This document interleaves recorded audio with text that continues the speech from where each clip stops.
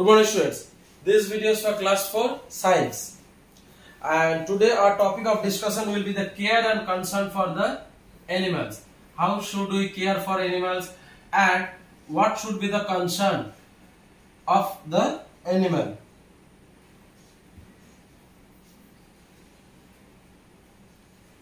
Care and concern for animals. Okay. Now we all know that living things, especially animals, they need lots of love and care so that they can be fit and healthy. Animals play an important role in our lives. Animals and birds help in the spread of seeds to distant places, which then germinate into new plants. So animals, they play a very important role in our life. They help in the dispersal of seeds from one place to another and to grow a new plant from that seed. Thus, they contribute to the growth of plants species on earth. So that is how they help in the growth of new plants throughout the world. Herbivore animals eat plants and carnivores feed on flesh of other animals. So herbivores, we have already learned that herbivore animals, they feed on plants, and carnivore animals, they feed on flesh.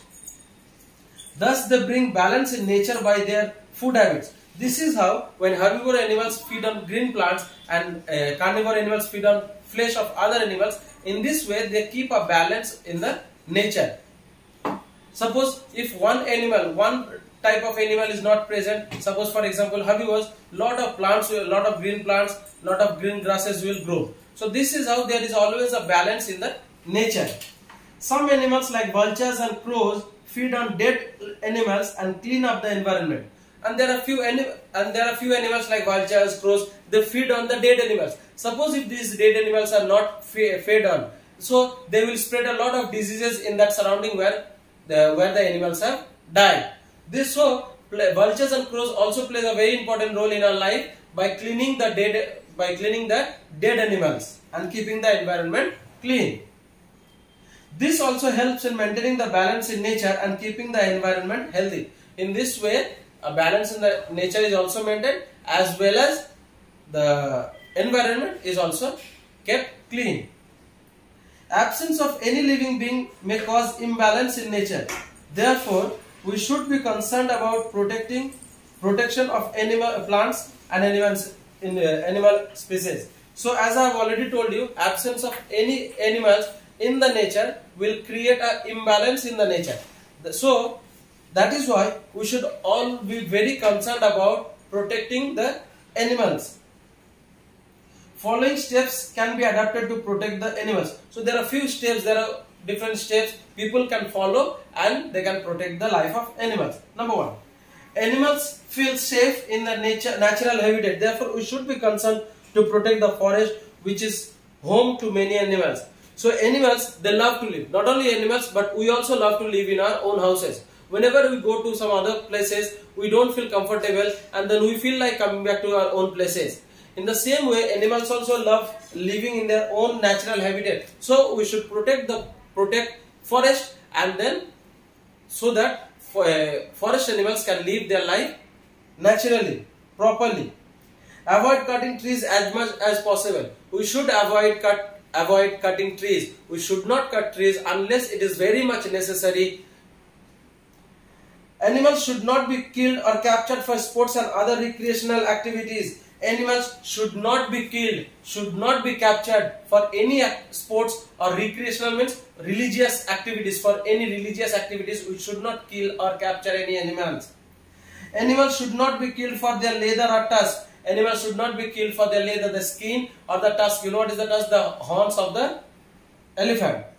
We ourselves should avoid using product made from animal parts to save them. So from our part, we should stop using any product that is made from animal parts, so that we can protect animals. We keep some animals as pet and farm animals. We should take care of them in the following ways. And there are few animals which are kept in our house. So and we should take good care of those animals. Let us see how we should take care of. Provide them sufficient food and water. We should give them sufficient food and water whenever necessary. Provide them a comfortable and clean living condition.